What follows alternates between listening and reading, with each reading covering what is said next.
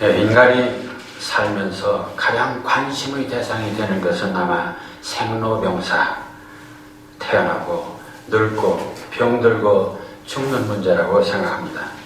우선 인간이 언제 어디서 어떻게 태어나는가, 이러한 문제는 대단히 중요한 것입니다. 만일 우리가 한국에서 태어나지 않고 저 아프리카 정글에서 태어났더라면, 또는 정말 그 살벌한 북한에서 태어났더라면 어찌 되었을까 생각하면 아찔한 그 출생의 축복이 아닐 수 없습니다. 그런데 동양, 특히 중국이나 한국에서는 그 중에서도 태어난 시간을 중요시했습니다. 모년, 모월, 모일, 모시, 이 8글자를 팔자하여 사주팔자가 인간의 생사화복, 기륭화복을 결정한다는 생각을 했습니다. 그렇기 때문에 동양의 인내에 있어서는 죽음마저 이미 태어날 때 결정된다는 그런 운명론을 갖고 있습니다. 따라서 잘되면 내복이고 못되면 조상 탓이 됩니다. 원고지신이다, 노세노세, 젊어서 노세 하는 현세주의라든지 한탕주의가 성행하는 것도 바로 이런 이유에서입니다. 그런데 태어난 시간이 운명을 결정한다는 건 바로 황당한 근거 없는 미신일 뿐만 아니라, 그렇기 때문에 만일 그러한 출생만 믿는다면 결국 그들에게는 오직 과거만 있고 현재는 물론 미래의 비전이 없는 인생관이 됩니다. 과거 동양인들이 팔자 타령을 한다든지 또는 운명 타령을 하다가 결국 은둔의 나라, 미개한 나라, 그래서 서양 사람들로부터 많은 식민지로 고통을 받은 것도 바로 이러한 이유입니다. 지금도 부모 때문에, 환경 때문에 내가 이 모양 이 꼴이다 라고 그 부모를 원망하며 사는 사람도 있겠고, 또 부모로서도 내가 이래서 자식이 이렇다 라는 또 얘기들을 하는 경우도 있습니다. 그렇다면 동양 사람들은 이렇게 출생만 중요하고 죽음이라든지 사회의 문제는 전혀 관심이 없었던가? 그것은 아닙니다. 동양인들도 죽으면 육신과 혼이 분리되어 혼은 한 100년 동안 허공에 떠돈다고 그럽니다. 그래서 동양 사람들은 약 4대를 제사를 지내게 되어 있죠. 이처럼 사후세계가 빈약하기 때문에 무조건 현세에서 오래 사는 것, 장수가 최고의 복으로 되어 있습니다. 진시황이 불로초, 불사약을 구한 것도 이 때문이고, 오늘날 많은 사람들이 서로 9988, 234 이렇게 외치는 것도 따지고 보면 죽으면 그만이니까 살아있을 때 건강하게 잘 먹고 잘 사자는 현세주의의 연장이라고 생각합니다. 이처럼 현세주의적인 한국인의 내면에 숨겨진 죽음의식, 그 죽음의식을 잘 보여주는 설화가 있습니다. 그 바리떼기라고 하는 설화인데요, 최근 황석영이 그 탈북이주민을 바리공주로 하여 새로운 해석을 하고 있습니다만, 원래 바리떼기는 버려진 못난이라는 이야기입니다. 옛날 삼이라는 나라에 딸만 6인 왕이 있었습니다. 그런데 7번째도 또 딸을 낳자 그 왕비가 그만 7번째 딸을 바다에 내버리게 됩니다. 근데 다행히 어부가 그 딸을 데려다가 살게 되고, 그 7번째 딸이 바로 15이 되었을 때 왕은 죽을 병이 걸렸습니다. 백약이 무효하자 많은 사람들이 또 어떤 신탁에 의하면은 그가 서역에 불사약을 구해다 먹으면 나을 것이라고 했습니다. 그래서 이제 딸 6에게 좀 가서 구해오라고 했습니다만 그 6은 가지 않았습니다. 평소 충성을 다하던 신하들도 가지 않았습니다. 이 소식을 들은 버려진 바리떼기가 자청해서 서역으로 갑니다. 정말 천신만고 끝에 고생을 다하여서 마침내 불사약을 구해옵니다. 그러나 돌아오니 그 왕이 죽었습니다. 죽은 왕의 입에다 그래도 약을 넣으니까 그만 살아났다. 그래서 이 왕과 바리떼기는 공주가 되어서 오래오래 잘 살았다는 얘기입니다. 물론 이야기 겉으로 보면은 이야기는 효심 많은 그런 바리떼기 얘기가 될 수가 있습니다. 그러나 그 속에는 역시 살아서 오래 사는 것입니다. 우리가 잘 아는 심청동도 마찬가지입니다. 겉으로는 효심이 많은 심청이학으로 얘기가 되고 있습니다만 사실은 심청이가 죽었다 환생해서까지 현세에서 불행했던 한을 풀면서 아버지와 함께 오래오래 살겠다는 것입니다. 결국 잘 살자는데, 오래오래 살자는데 목적이 있습니다. 그렇다면 서양은 어떨까? 서양에는 그리스 문명과 히브리 문명이 있습니다. 근데 이 그리스 문명, 바로 인본주의에 강한 그리스 문명에서도 역시 죽음에 관한 얘기가 있습니다. 그 대표적인 얘기가 바로 올페우스 신화라고 보겠습니다. 아폴론의 아들 올페우스는 검은고의 명수였습니다. 그가 검은고를 치면 사람은 물론 산천초목과 모든 새들과 짐승들도 함께 춤을 춘다고 했습니다. 그처럼 그는 검은고를 잘 쳤습니다. 근데 그 어느 날 그가 가장 사랑하는 아내 에우리디케가 그만 독사에 물려 죽습니다. 너무나 아내를 사랑했던 올페우스는 검은고를 메고 저승에 돌아가서 검은고를 타며 노래를 부릅니다. 그 노래의 내용은 이렇습니다. 저는 꽃다운 청춘에 죽은 아내를 찾으러 왔습니다. 사랑이 저를 이곳으로 인도한 것입니다. 사랑은 지상을 지배하는 신이지만 이곳에도 사랑은 진리일 것입니다. 살려만 주신다면 수명을 다한 후에 다시 오겠습니다. 만일 거절한다면 나도 돌아가지 않겠습니다. 근데 이 노래가 얼마나 처절하고 간절하고 애절했던지 그만 저승의 신들마저 눈물을 흘렸다고 그럽니다. 그래서 저승의 신들이 너무 감동해서 특별히 바로 그 아내를 돌려보내주기로 했습니다. 다만 지상에 가기 전까지는 그 아내를 돌아봐서는 안 된다는 조건이었습니다. 올페우스는 지상의 경계가 다 되자 그래도 아내가 정말 따라올까 궁금해서 그만 갑자기 뒤를 돌아보게 된 것입니다. 그 순간 에우리디케는 이제는 최후의 이별입니다. 안녕히 하면서 눈물을 흘리면서 다시 저승으로 가고 말았습니다. 올페우스는 그 후 아무리 애원하고 통곡해도 소용없게 되었습니다. 여기서 알 수 있는 것은 한 번 죽은 목숨은 결코 살아날 수 없다는 것입니다. 이성과 현실을 중시하는 인본주의 바로 헬레니즘 문명 속의 죽음은 이처럼 냉혹하고 처절한 것입니다. 이러한 죽음관들은 결국 죽음은 모든 것의 끝이고 무가 되기 때문에 절망이고 두려움이 될 수밖에 없습니다. 더구나 동양의 경우는 젊어서 죽게 되거나 비명행사하게 되면 더욱 억울하고 원통해서 남은 자에게도 한이 되고 죽은 자의 원이 되거나 원혼이 되거나 원기가 되어 구천을 떠돈다는 비극적인 스토리를 만들게 됩니다. 그래서 죽은 자의 혼을 섬기고 또 굿을하고 그러면서 죽은 혼을 달래는 의식을 갖게 됩니다. 그만큼 죽음은 원통스럽고 한스러운 사건입니다. 이러한 절망과 한을 잘 드러내는 시가 바로 김소월의 초혼이라는 시가 되겠습니다. 산산이 부서진 일이며 허공 중에 헤어진 일이며 부르다가 내가 죽을 일이며 심중에 남아있는 말 한마디는 끝끝내마저 하지 못하였구나. 사랑하던 그 사람이여 사랑하던 그 사람이여 붉은 해는 서산마루 위에 걸렸다. 사슴의 머리도 슬피운다. 떨어져 나가 앉은 산 위에서 나는 그대의 이름을 부르노라. 소름에 격도록 부르노라. 소름에 격도록 부르노라. 부르는 소리는 비껴가지만 하늘과 땅 사이가 너무 넓구나. 선체로 이 자리에 돌이 되어도 부르다가 내가 죽을 이름이여 사랑하던 그 사람이여 사랑하던 그 사람이여. 사랑하던 사람이 죽었을 때 그 슬픔의 감정은 누구도 통절한 아픔이 있을 것입니다. 그것은 영원한 이별이고 단절이기 때문입니다. 그래서 김소월의 초원에는 죽은 자의 혼이라도 불러보지만 부르다가 내가 죽을 만큼 불러보지만 끝끝내 아무런 대답이 없습니다. 이승과 저승은 하늘과 땅처럼 너무나 멀기 때문입니다. 이처럼 김소월의 저어는 극단적인 절망과 한으로 가득 찬 노래입니다. 세상 사람들은 이런 시를 한국인의 한을 잘 드러낸 절창이라고 합니다.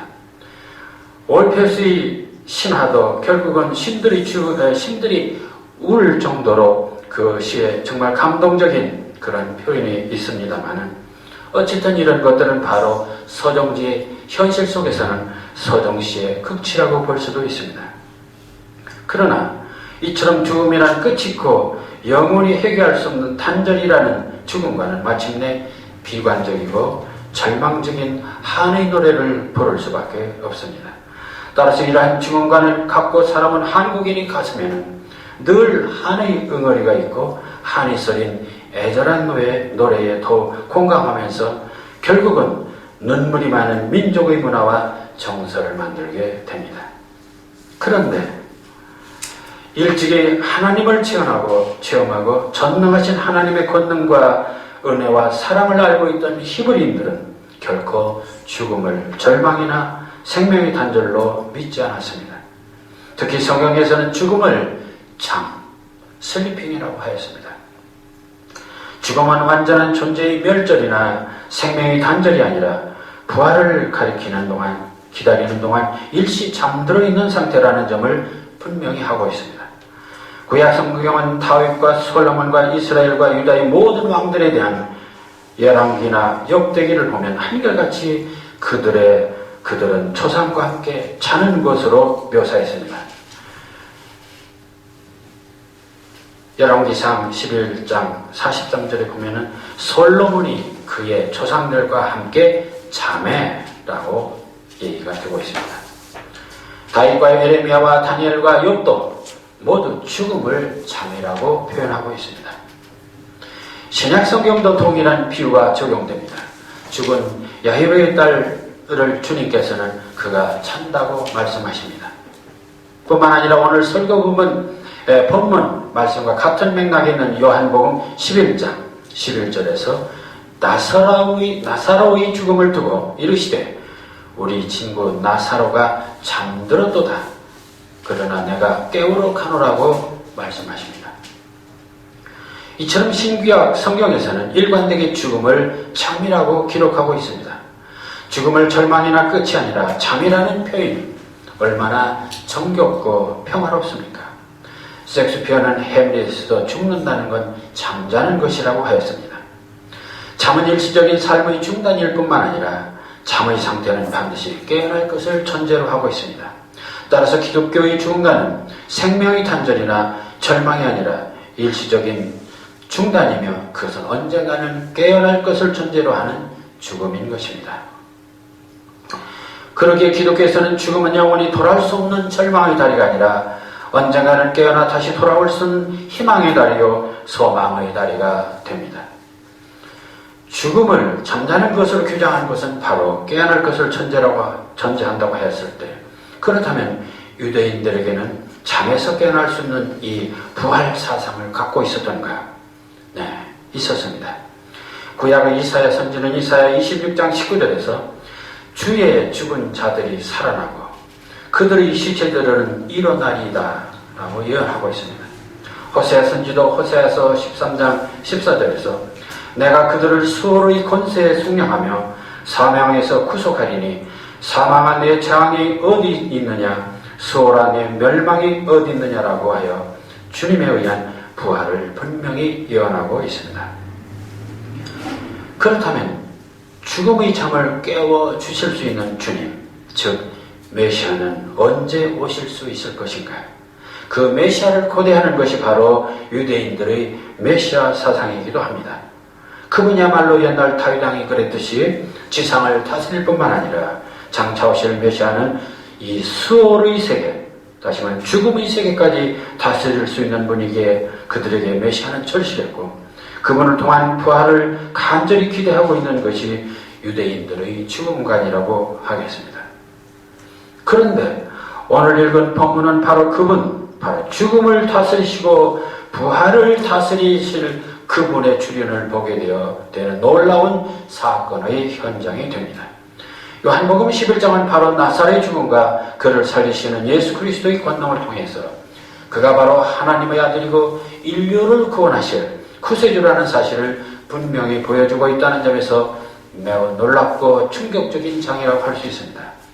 본문 말씀의 맥락은 이렇습니다. 요한복음 11장 1절에 어떤 병든 자가 있으니 이는 마리아와 그 형제 마르다의 촌 베다니에 사는 나사로라. 저는 이 대목을 보면은 이 구절은 마치 소설 형식에 있어서 인물, 장소, 사건을 제시하는 발단 부분같이 느껴지기도 합니다. 솔직히 이 요한복음 11장은 대단히 극적인 그런 드라마틱한 그러한 그 소설 형식이라 이렇게 말할 수도 있습니다. 그러나 여기서 얘기는 바로 평소 예수님을 잘 아는 마리아와 마르다가 이 나사로가 병들자 예수님께 오라비가 병들었으니 도와달라는 연락을 하는 데서부터 시작합니다. 그런데 예수님은 바로 그들에게 가지 않고 다른 지역으로 가셨다가 나사로가 죽은 지 4일이 지난 후에야 그들에게 갑니다.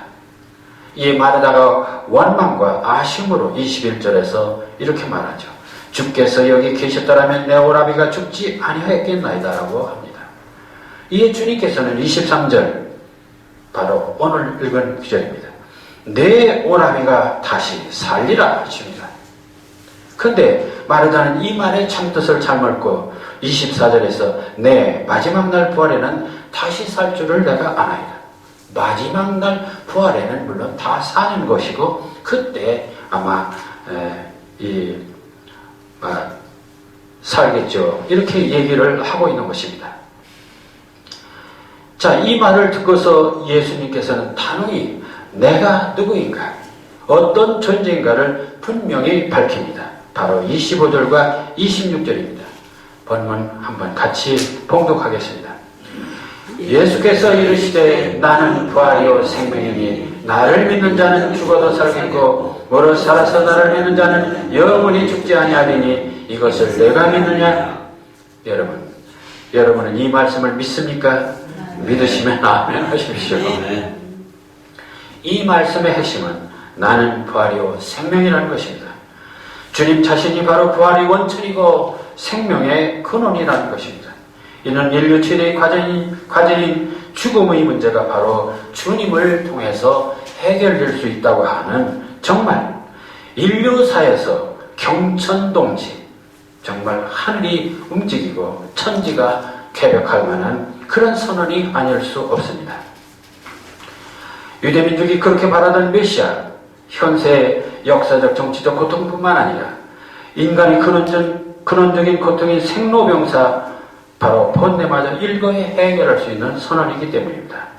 더구나 이 선언은 유대인들에게만 해당하는 것이 아니라 오늘 말씀에 본 것처럼 이 말씀을 믿는 모든 인류에게, 나를 믿는 모든 자는 모든 인류에게 내는 놀라운 구원의 메시지라는 데서 복음 중에서도 가장 복된 복음이 아닐 수가 없습니다. 현대의 대표적인 철학자 하이데카는 죽음을 가리켜 언제 올지 모르는 것, 누구도 피할 수 없는 것, 그러나 마침내 오고야만 한 것, 그래서 인간의 가장 큰 절망과 불안은 바로 죽음이라는 실존적 자각에 있다고 하였습니다. 주님이 없는 세상에서는 이처럼 누구에게나 절망이 있고 허무가 있고 슬픔이 있고 한이 있는 것입니다.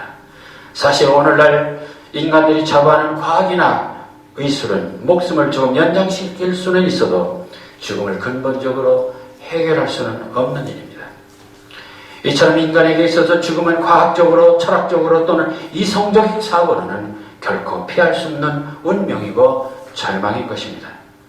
피조물인 인간으로서는 당연한 것이고 당연한 생각입니다.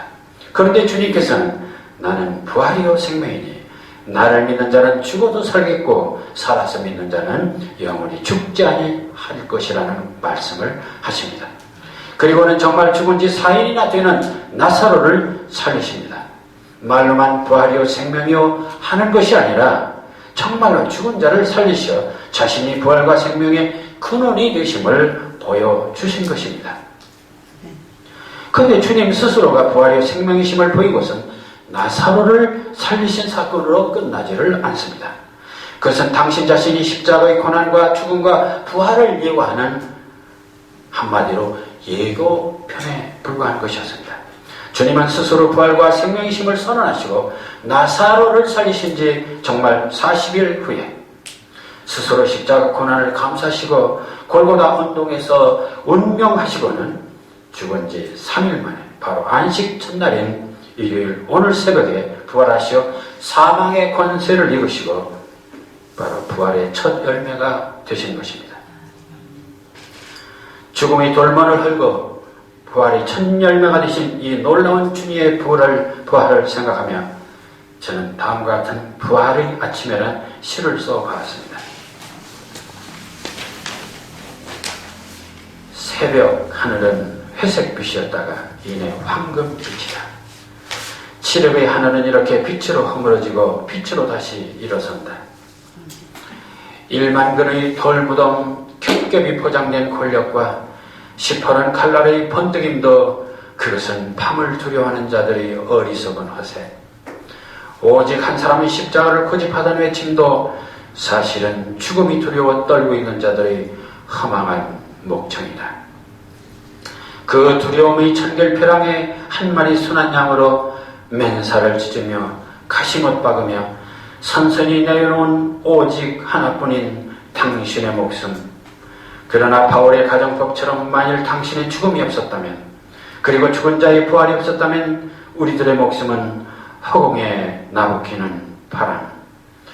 아, 새 하늘 새 어베살멜의 나팔소리여, 강물은 산정으로 역류하고 바다는 하늘로 승천하는 기적. 돌무덤은 깨어지고 시퍼런 창칼들은 흩날리는 먼지, 죽음조차 다스리는 당신은 진정 무서운 하늘나라 권력. 당신의 죽음으로 죽어도 죽지 않을 목숨이여, 금빛 햇살 찬란한 부활의 아침이여. 주님의 부활은 인류 역사상 최대의 기적이요 정말 기쁨과 감격의 사건입니다. 하나님의 복된 소식인 최대 복음은 바로 하나님이 인자로 이 땅에 오신 사건이고 죽음을 이기시고 부활하신 바로 부활 사건입니다. 주님의 부활은 우리에게 참 생명과 기쁨과 소망을 주시는 구원의 결정적인 사건인 것입니다.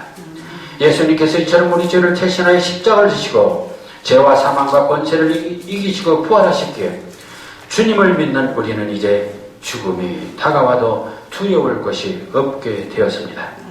동양인이나 헬라인이나 올페우스의 노래나 소울의 시처럼 죽음은 끝이거나 절망이거나 한이 아니라 새로운 희망이 되기 때문입니다.